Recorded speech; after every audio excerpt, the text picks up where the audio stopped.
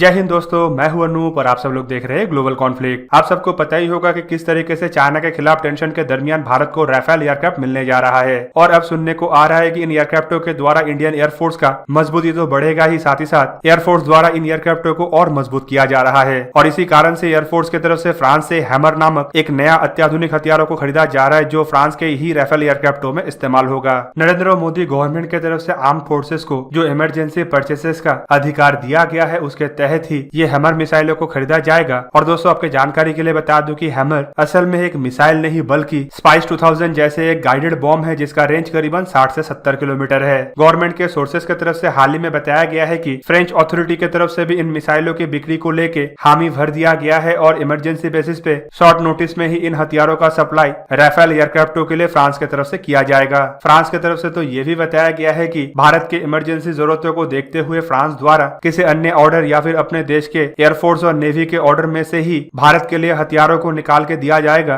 ताकि भारत अपने जरूरतों को जल्द से जल्द पूरा कर पाए। दोस्तों, हैमर का असल मतलब है highly agile module munition extended range, और ये एक medium range air to ground हथियार है, जिसे असल में फ्रेंच नेवी और एयरफोर्स के लिए डिजाइन और डेवलप किया गया है। सोर्सेस की तरफ से यह भी बताया गया है कि हैमर एक इतना अत्याधुनिक हथियार है कि इसका इस्तेमाल करके मजबूत से मजबूत बंकर को भी ध्वस्त किया जा सकता है और दुश्मन के छुपे हुए ठिकानों को भी ध्वस्त किया जा सकता है। इन हथियारों को हाई ऑल्टीट्यूड और पहाड़ी एरिया में भी इस्तेमाल किया जा सकता है बोल के एयरफोर्स की तरफ से राफेल के लिए इन हथियारों को चुना जा रहा है, ताकि लद्दाख जैसे हाई ऑल्टीट्यूड और पहाड़ी एरिया में भी इसका इस्तेमाल भरपूर तरीके से किया जा पाए। एयरफोर्स के उच्च अधिकारियों को जब कुछ न्यूज एजेंसीज की तरफ से हैमर गाइडेड बॉम्बों के बारे में पूछा गया, तो एयरफोर्स की तरफ से ना ही इसे लेके कोई डिनायल किया गया और ना ही हामी भरा गया। पर एक्सपर्टों का कहना है कि भारत को जल्द से जल्द राफेल के साथ हैमर हथियार भी मिल जाएगा, जबकि इन राफेल एयरक्राफ्टों में इस्तेमाल होने वाला स्कैल्प और मिटियोर जैसे अत्याधुनिक मिसाइल ऑलरेडी भारत पहुंच चुका है। 29 तारीख को ही भारत को अपना पहला 5 राफेल का डिलीवरी भारत में मिलेगा, जिसे अंबाला में स्थित स्क्वाड्रन नंबर 17 गोल्डन एरो में शामिल किया जाएगा। फ्रांस से भारत तक इन एयरक्राफ्टों को इंडियन एयरफोर्स के पायलटों के द्वारा ही फ्लाई करके लाया जा रहा है, और ये भी इंडियन एयरफोर्स के पायलटों के लिए एक बहुत बड़ा अचीवमेंट है। दोस्तों, आपके जानकारी के लिए बता दूं कि इन एयरक्राफ्टों का डिलीवरी मई महीने में ही होने वाला था, लेकिन महामारी की वजह से ये हो नहीं पाया। और अब जब फ्रांस की तरफ से इन एयरक्राफ्टों का डिलीवरी दिया जा रहा है, तो फ्रांस द्वारा भी भारत को 4 की जगह में 5 एयरक्राफ्ट हैंडओवर किया जाएगा, ताकि इंडियन एयरफोर्स के ऑपरेशनल रेडीनेस बरकरार रह पाए। दोस्तों, चलिए अब जानते हैं कि इन हैमर हथियारों के पास कितना क्षमता है और ये किस तरीके का हथियार है। फ्रेंच भाषा में हैमर हथियारों का असल नाम है आर्मामेंट एयर सोल मॉड्यूलर, मतलब air to ground modular weapon. दोस्तों, इसे आप स्पाइस 2000 के साथ भी कंपेयर कर सकते हैं, क्योंकि इसमें भी स्पाइस 2000 जैसे 2 अलग अलग हिस्सा होता है, जिसमें फ्रंट साइड में गाइडेंस किट और रेयर साइड में रेंज एक्सटेंशन किट रहता है। इसे एक तरीके से ड्रॉप बॉम्ब कहते हैं, जो बेसिकली 250 किलोग्राम के वेरिएंट में आता है। दोस्तों, 250 किलोग्राम के इन हथियारों के अलावा हैमर हथियारों के कुछ अलग अलग वेरिएंट भी है, जिसमें 125 किलोग्राम, 500 किलोग्राम, 1000 किलोग्राम का भी बॉम्ब्स मिलता है। नेविगेशन के लिए इसमें क्रिटिकल इक्विपमेंटों का इस्तेमाल किया गया है, जिनमें internal navigation system, global positioning system, infrared homing और लेजर गाइडेंस सिस्टम है।